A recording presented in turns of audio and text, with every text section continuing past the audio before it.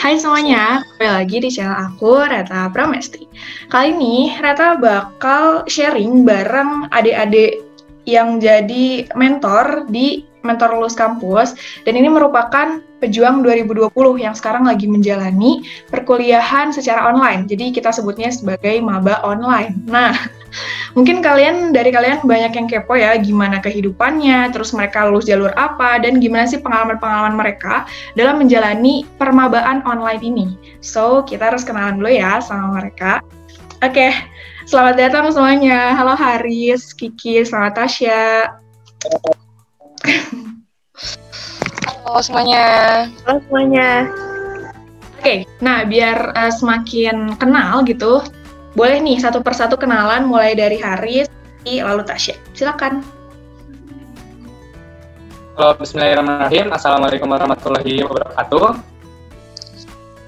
Kenalin, nama saya Haris Septian. Saya berasal dari Subang, Jawa Barat. Saya merupakan mahasiswa baru dari Ilmu Kelautan Universitas Trunojoyo Madura.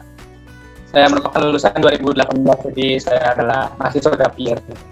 Oke, thank you Haris. Jadi Haris dari UTM Ilmu Kelautan. Silakan Kiki.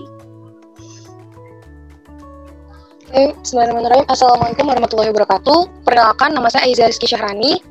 Saya dari Lampung. Untuk jurusan saya di Perencanaan Badan Kota Institut Teknologi Sumatera.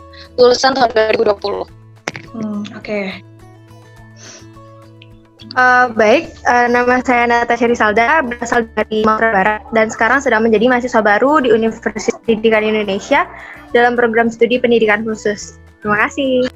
Oke, pendidikan khusus. Jadi beda-beda ya, guys. Jadi ada yang dari UTM, ITERA, lalu PI ya.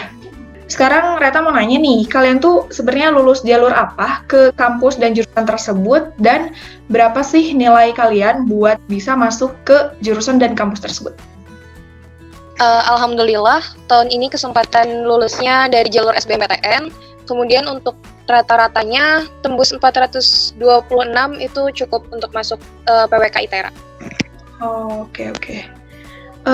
Berarti nilai paling bagusnya di apa? Di PKPU atau PBM-PPU? Di PKPU.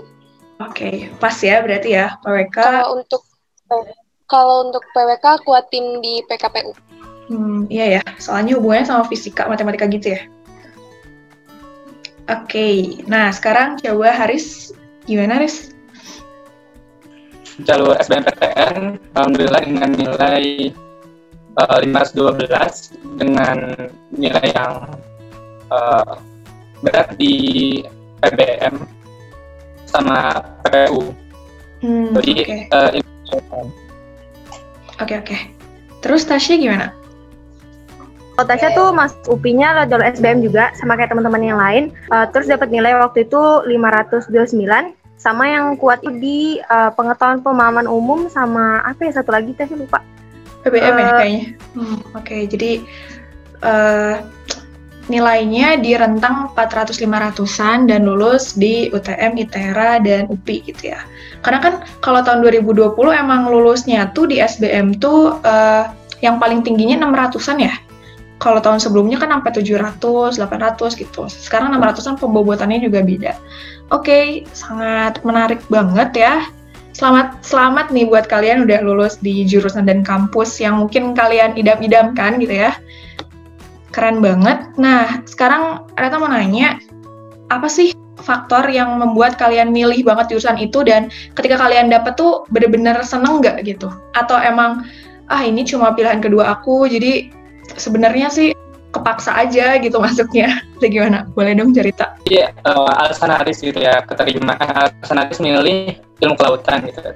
Pertama kan terima di ilmu kelautan tuh senang banget pastinya. Alasannya itu karena Haris tuh punya cita-cita pengen jadi peneliti ilmu kelautan atau peneliti kesamudraan gitu. Terus ahli kimia juga. Terus yang terakhir itu karena di bumi ini sekitar 70% lebih itu ditutupi oleh perairan gitu kan. Jadi di situ kan Alif tuh tertarik buat mempelajari tentang kesamudraan itu. Jadi pasti kan banyak rahasia-rahasia yang masih tersimpan gitu di kelautan, di laut itu. Nah itu pengen mempelajari itu semua gitu, kayak Atlantis Island, kayak segitiga Bermuda, kayak gitu-gitu. Oke, menarik banget ya. Semoga tercapai nih jadi penelitinya. Kalau Kiki sama Tasya gimana? Kenapa milih perencanaan wilayah dan kota? Karena jujur aja pengen banget memperbaiki penataan kota ini. Jadi kan sebenarnya tata kota Indonesia tuh kayak masih banyak yang berantakan gitu kan. Dan Kiki tuh pengen banget ngedesain itu tuh supaya semuanya tuh teratur, supaya jadi kotanya tuh go green dan sebagainya. Jadi nggak main menghilangkan hutan segala macam gitu. Itu sih Teh. Dan excited banget waktu dapet PWK. Ya.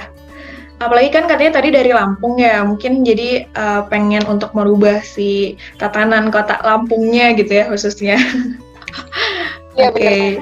Sip, Tasya gimana Tasya? Pendidikan khusus ya? Pendidikan khusus ini sendiri tuh sama kayak pendidikan luar biasa gitu.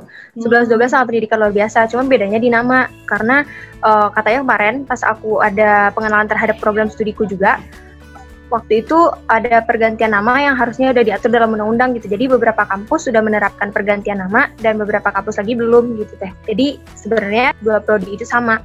Dan hal yang motivasi aku mengambil pendidikan khusus itu ya kayak anak-anak di seperti gini Teh, aku tuh suka kasihan gitu. Soalnya mereka kebanyakan belum mendapat pendidikan yang layak.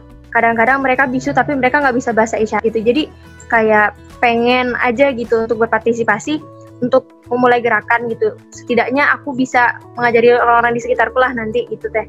Dan melihat anak-anak disability yang memang kurang mendapat tempat di masyarakat. Jadi aku termotivasi buat itu Teh. Itu Teh. Mulia banget nih ya, Tasya, keren. Dan Haris juga, Kiki juga. Oke, kita langsung aja masuk ke pembicaraan utama kita, yaitu tentang permabaan online gitu ya. Mungkin ini merupakan angkatan pertama yang full online gitu ya, dari mulai ospek sampai nanti mungkin tahun keempat. Apakah kalian pengen online terus? Jangan, oke. Nah, Rita mau nanya nih, sebenarnya kalian tuh setuju nggak sama sistem kuliah online ini, dan kayak apa sih tanggapan pertama kali gitu tahu bahwa kuliah kalian tuh online? Oke, boleh. Kalau dari Kiki sendiri, untuk setuju nggak setuju, sebenarnya agak nggak setuju ya Teh. Karena nggak maksimal. Jujur aja kerasa nggak maksimal banget waktu belajarnya. Karena harus natap layar terus, pasti mata pasti capek gitu ya Teh. Cuman dengan sikon kita yang seperti ini yang nggak memungkinkan, ya udah mau nggak mau diterima, gitu aja sih Teh. Oke. Jadi gini, awalnya tuh pas dibilang online sih, ya emang gara-gara kondisi dan dan keadaan ya Teh. Gara-gara juga corona ya, orang tua mikir kayak ya udah bagusan online, apalagi masa sekarang ke Bandung gitu, apalagi masih darurat itu nggak usah gitu kan. Cuman di sisi negatifnya online ini, kita sebagai mahasiswa tuh kadang Teh, dikira punya waktu seefisien mungkin lah ya sama tenaga pengajar, aku juga nggak tahu gitu, tapi tugas itu banyak banget Teh, serius, seolah-olah kita bisa ngerjain tugas yang banyak banget dalam waktu yang benar-benar sempit, dan di rumah itu kita nggak cuma bikin tugas dan Teh, juga nolong orang tua segala macam ya, jadi masalah efisiensi waktu masih belum baik kalau di online ini Teh. Jadi aku rasa online kayak gini tuh masih belum efektif banget Teh, dan aku berharap tahun udah bisa offline deh. Amin. Oke, Haris gimana Haris? Kalau menurut saya sendiri sih ya hampir sama teman-teman gitu kan. Emang karena pandemi ini gitu kan, jadi mau nggak mau kita tuh harus harus menaati peraturan juga. Jadi ya online jadinya gitu kan. Kalau misalnya dari sisi itunya sih, kalau misalnya dari sisi efektifannya emang benar nggak efektif gitu, sama sekali nggak efektif. Karena kalau misalnya kita offline gitu kan, kita otomatis kita kan kayak ketemu teman gitu kan, benar-benar emang ketemu temennya itu langsung gitu, terus ketemu dosennya gitu langsung gitu, dan lain sebagainya. Dan lebih enak juga gitu, soalnya kenapa kalau misalnya online ini kan benar kata Kiki tadi, kita natap layar terus dari pagi sampai sore itu kan buat mata lelah juga, pusing juga gitu, terus kuota juga gitu kan. Nah itu jadi kendalanya gitu kan. Tadi itu sih, jadi ada setujunya ada nggak setujunya juga. Oke, jadi kalau aku bisa ambil kesimpulan sih, banyaknya nggak setuju ya dengan keonlinean ini, cuma gara-gara pandemi ya mau nggak mau harus dijalanin aja gitu, dengan tulus dan sepenuh hati. Oke, semoga kuat ya. Semoga nggak lama-lama nih coronanya. Ya. tahun depan bisa langsung di offline-in gitu, biar kerasa vibe mahasiswanya. Oke. Sekarang aku mau nanya, kan online berarti sedikit mungkin yang bisa ketemu ya, mungkin kalau yang jarak rumah sama kampus deket dan juga temennya juga punya punya yang jarak dekat juga, mungkin kan bisa meet up gitu. Tapi kalau misalnya jauh, kayak misalnya Haris bukan orang Madura kan, terus juga Tasya bukan orang Bandung gitu. Nah itu tuh gimana sih berkomunikasi atau kenal sama teman-teman barunya yang at least mungkin teman-temannya bener-bener baru gitu ya, bukan dari SMA yang sama, dan juga gimana cara kenal sama dosen, terus berkomunikasi secara efektif versi kalian masing-masing. Kalau Kiki sendiri, karena Kiki di Lampung ya Teh ya, jadi untuk pertemuan itu karena ada kerja kelompok juga, jadi masih bisa seminggu sekali Teh, itu masih ada bisa pertemuan gitu sama teman-teman, cuma ya nggak bisa rame, karena ya harus jaga jarak dan sebagainya. Itu lumayan ngebantu sih Teh, dengan kumpul-kumpul kayak gitu untuk belajar-belajar itu lumayan ngebantu, karena kalau misalnya aku nggak bisa, ada temen nih yang bantuin, itu jadi ngebantu banget belajarnya dari sana. Terus kalau untuk belajar sama dosen itu rata-rata kalau misalnya kelas besar itu pakai Zoom, kalau misalnya ngajar lebih dari satu kelas. Tapi kalau misalnya cuma ngajar kelas aku doang, itu biasanya pakai Google Meet gitu Teh, dan dosen itu biasanya ngasih modul dulu sebelum mulai kelas. Jadi kita harus udah belajar modulnya dulu, baru nanti mulai kelas. Gitu sih Teh. Oke. Jadi masih bisa efektif gitu ya, karena masih ada ketemuannya gitu. Oke, kalau Haris gimana? Kalau kan di Subang gitu kan, dan teman-teman dari Subang tuh nggak ada sama sekali yang kuliah di UTM gitu kan, cuma Haris sendiri. Jadi emang mau nggak mau itu Haris nerapin prinsip jangan malu bertanya gitu. Nah, jadi Haris tuh kayak nanya ke teman-teman gitu kan, langsung kenalan gitu, nggak malu-malu gitu kan. Kenapa? Soalnya kan kalau misalnya Haris nggak mulai gitu, mereka nggak bakal tahu gitu kan Haris itu dari mana gitu kan, Haris itu gimana gitu kan, dan sebagainya.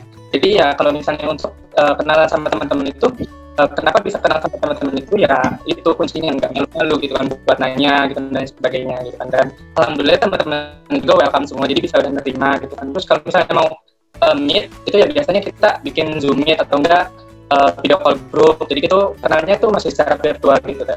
Kalau misalnya buat teman-teman.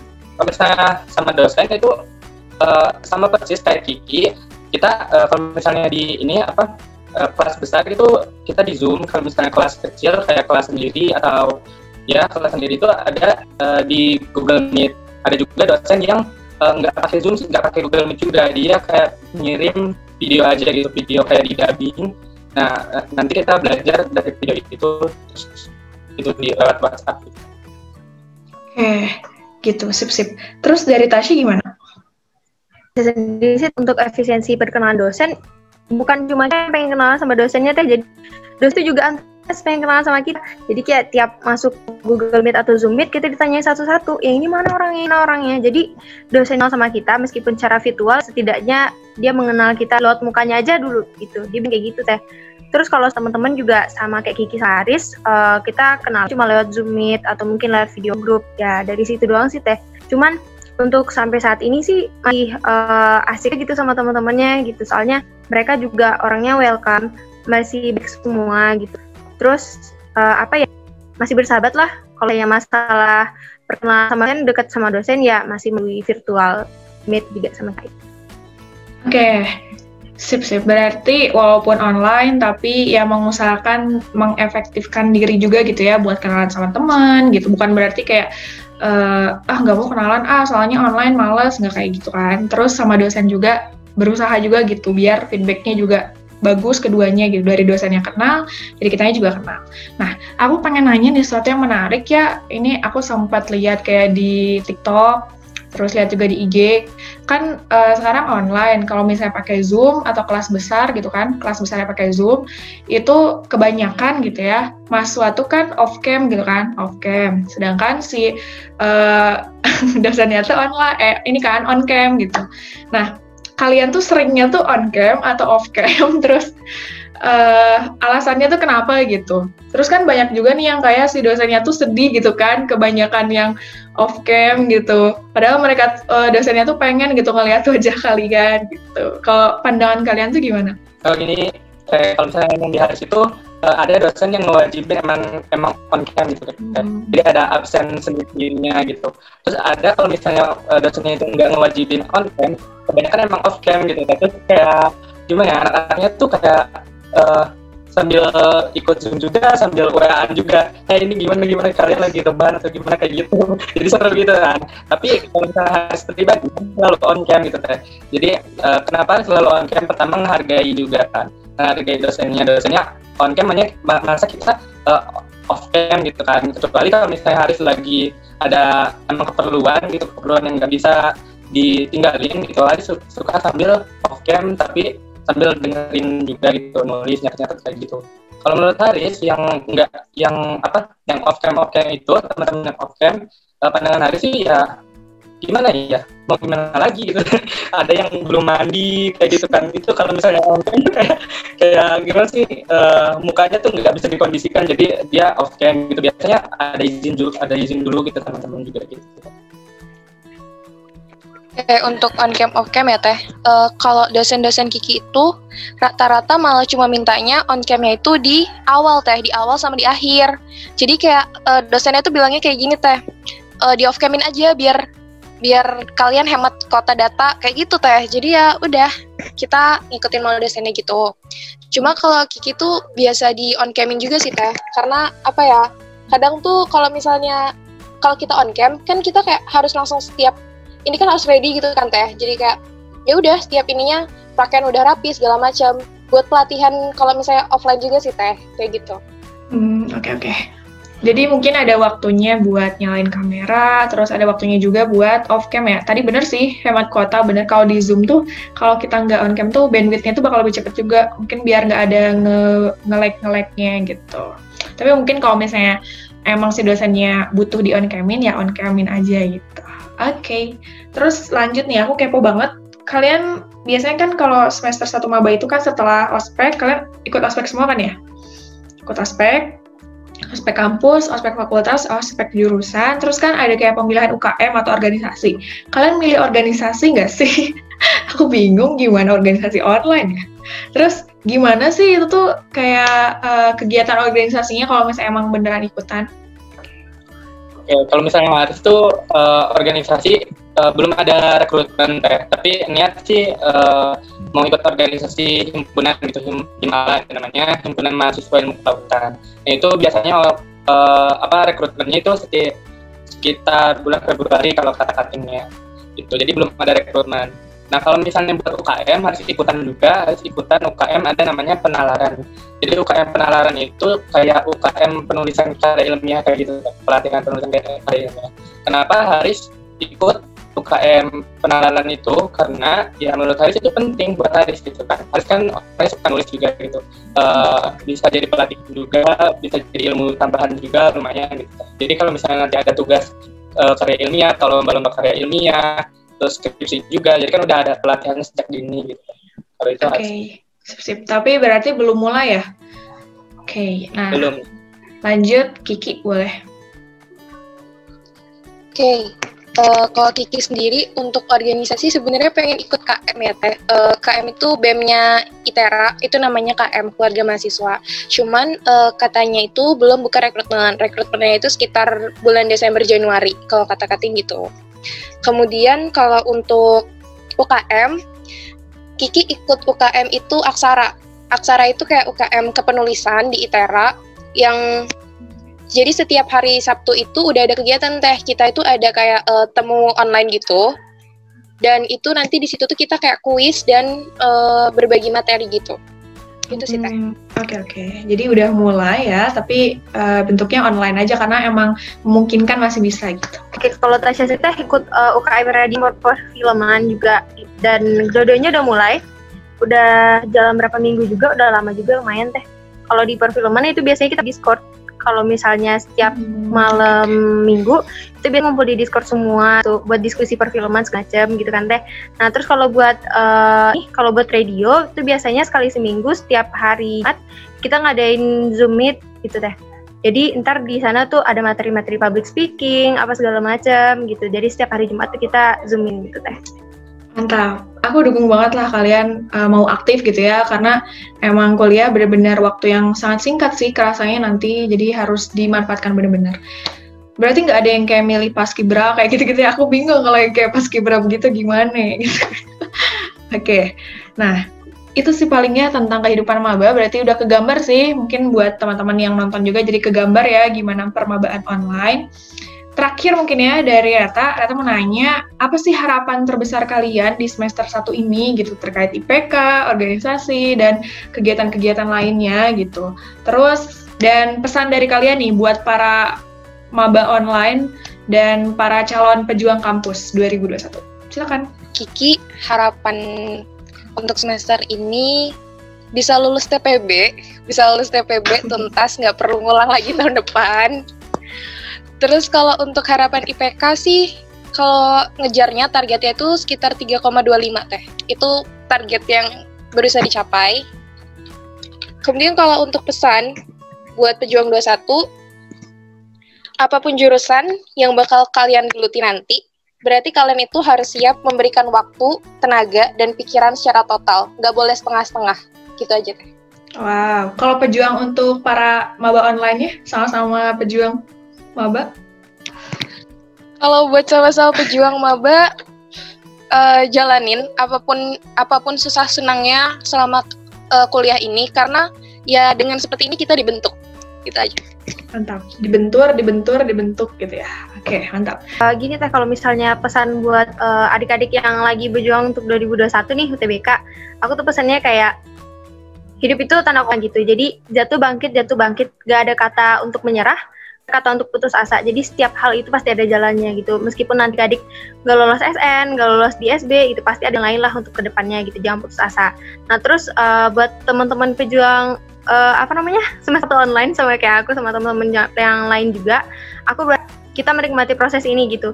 Karena kita tuh istimewa, karena satu-satunya angkatan yang memang di awal kuliah make yang online semua ya kan teh. Jadi aku berharap kita semua tuh menikmati ini dulu lah, meskipun terpayah, tetap menikmati. Ya, yang pasti IPK bagus, di atas 3,5, amin. Amin.